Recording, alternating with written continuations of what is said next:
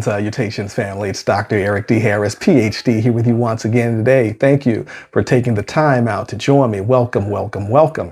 Today we're going to get into choosing peace over proving, why letting go of the need to be right can actually set yourself free. You know, in a world that glorifies arguments and defending opinions and showcasing achievements, choosing peace is a monumental thing.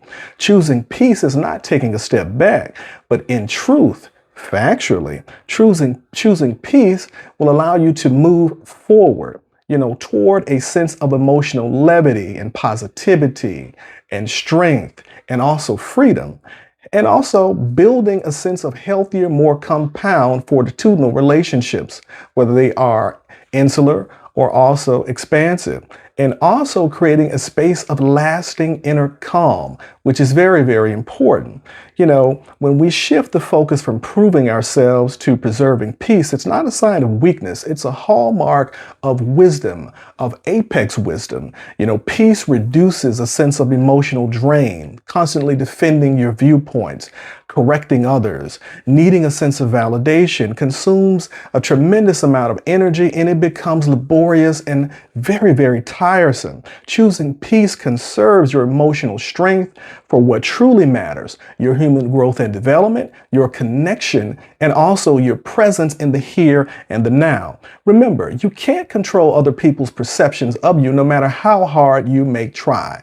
The only thing that you can do is control your responses to that particular stimuli or what they have to say.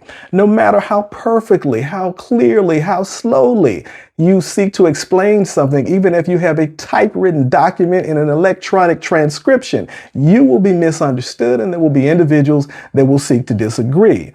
Clinging to the need to be understood only lends to a sense of exhaustion. It becomes antagonistic, and most importantly, it becomes very frustrative, lending to more frustration. So peace comes in a space where you seek to relent and let go of those things. You just remember, arguments rarely change minds. You'll have individuals that'll go in this corner and that person will go in that corner, and they're going to believe what they want to believe. In many instances, those arguments seek to harden that person's stance or stances. So meanwhile, the important thing for you to do is to respond in a very calm manner. Remember, keep those doors of understanding open, and also be empathetic without feeling the urge or the need to win. That's key. So seeking peace builds stronger relationships. That goes without saying.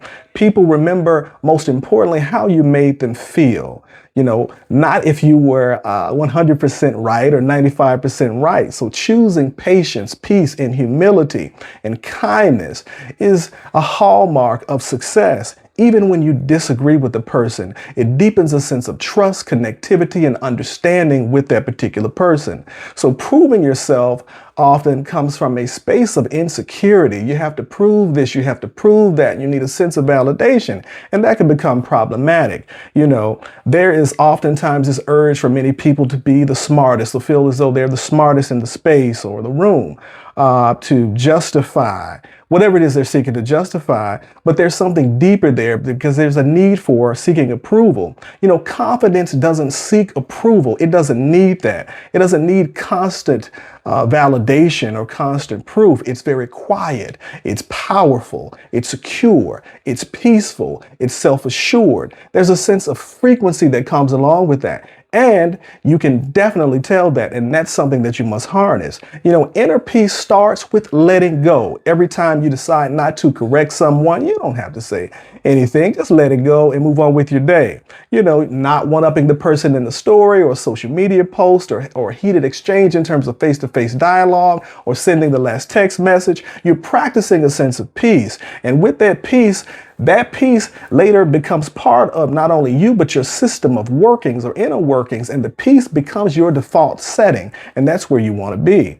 So you gain clarity when you stop reacting to every stimuli, every conversation, every negative overture. Some conversations, things that are shared are not meant for you. So stay away from those things. So when you are not preoccupied with winning, you are able to reflect objectively, observe, and respond thoughtfully. That peace creates a space of insight that proving yourself never can or never could. It's not about suppressing your truth or your power. It's about choosing to speak and choosing to share that when necessary. That's key, and people will respect that.